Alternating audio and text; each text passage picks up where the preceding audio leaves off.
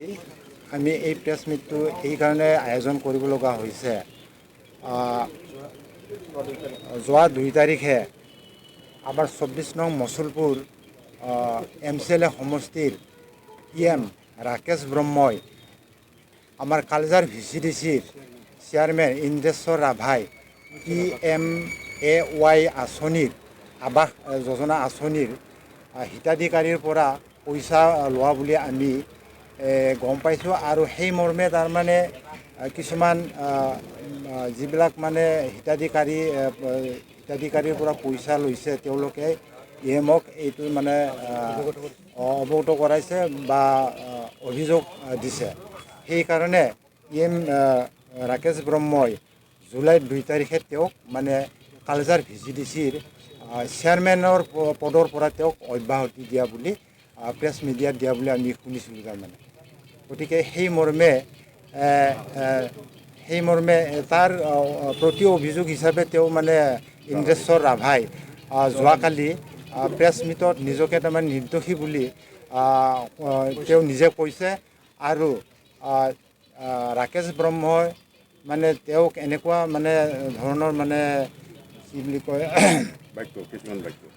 কিছুমান নক'ব লগা বাক্য কৈছে আৰু তেওঁক মানে প্ৰতি অভিযোগহে আনিছে। তেওঁ মানে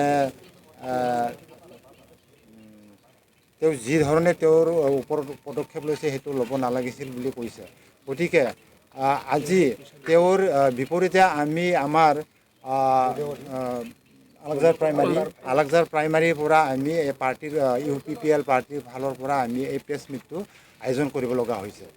গতিকে আজি এই প্ৰেছ মিটৰ জৰিয়তে আমি ইয়াকে মানে প্ৰমাণ কৰি দেখুৱাব খুজিছোঁ যাতে যে তেওঁ মানে ইন্দ্ৰেশ্বৰ ৰাভাই যিবিলাক মানুহৰ পৰা পইচা লৈছে বা তেওঁ পইচা দিয়াৰ কথা কৈছে সেইবিলাক প্ৰমাণ আমাৰ হাতত আছে।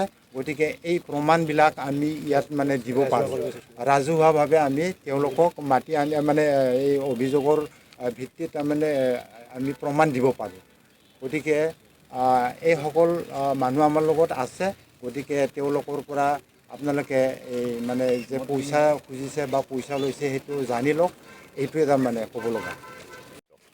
এইকাৰণে ক'ব বিচাৰিছোঁ মই যে ৰাকেশ ব্ৰহ্ম EM 24 নং মছলপুৰ সমষ্টিৰ তেওঁৰ তলত 12জন VCDC চেয়াৰমেন আছে।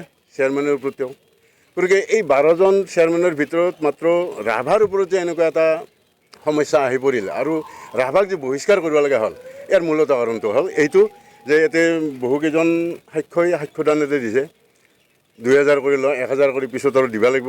সেই 1000 টকাটো দিম বুলি কৈছে। আগলৈ সেইটোৱেই তেওঁৰ হেৰি নহয়। ইয়াৰ পিছত আৰু বহুত যেনে সাৰ নহয় বিধান যিখিনি ডিপাৰ্টমেণ্টেলি আহিছে এগ্ৰিকালচাৰ ডিপাৰ্টমেণ্টৰ পৰা সেই বিধানখিনিও তেওঁ আত্মসাৎ কৰা বুলি অনুমান হয়। এখেতে অলপ আগতে কৈ গৈছে যে কোনোবা এটা পৰিয়ালত নি পেলাই গোটেইখিনি বিধান দিছে তেওঁ আত্মসাৎ কৰিছে। এই যি মেচিন আৰু কিবা এটা বস্তু লগত আছিল সেইটো ঠিক মই মনত নাই মোৰ আঁঠুৱা মেচিনকেইটাও নি পেলাই তেওঁ নিজৰ ইচ্ছামতে যাক দিব লাগে তেনেকৈ দিছে। আচলতে যোনটো বেনিফিচিয়াৰী পাব লাগে সেই বেনিফিচিয়াৰীটো পোৱা নাই। আৰু ভৱিষ্যতে যদি এনেকুৱা হৈ থাকে তেতিয়াহ'লে আমাৰ যিটো দল UPPL দলৰ যিটো আমাৰ দলৰ স্বাৰ্থত আমি যিখিনি কৰি আছোঁ সেই দলটো আমাৰ বাচি থাকিবনে? নিশ্চয় নাথাকে। গতিকে দলটোক বাচাই ৰখাৰ কাৰণে মই ভাবোঁ যে তেখেতৰ দৰে মানুহ এটাক দলত ৰখাৰ থাকি দলৰ পৰা বহিষ্কাৰ কৰাই ভাল বুলি মই ভাবোঁ। আৰু এইখিনিত ৰাকেশ ব্ৰহ্মই যিটো পদক্ষেপ লৈছে এইটোক মই অশেষ ধন্যবাদ জ্ঞাপন কৰিছোঁ। তেওঁতকৈ ভিত্তিহীন।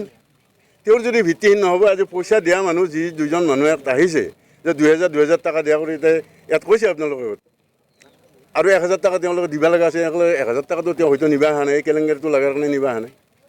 গতিকে তেওঁততো সেই ভিত্তিহীন আৰু তেওঁৰ সেই ভিত্তিহীন গতিকে আজি আমি দলৰ মানুহখিনিতে লগ লৈছোঁ। তেওঁ ইমান বেয়া কাম এটা কৰিছে আৰু ইমান বেয়া কাম এটা কৰাৰ পিছত আমি দলৰ মানুহ কি বহি থাকিম? এইটোতো হ'ব নোৱাৰে।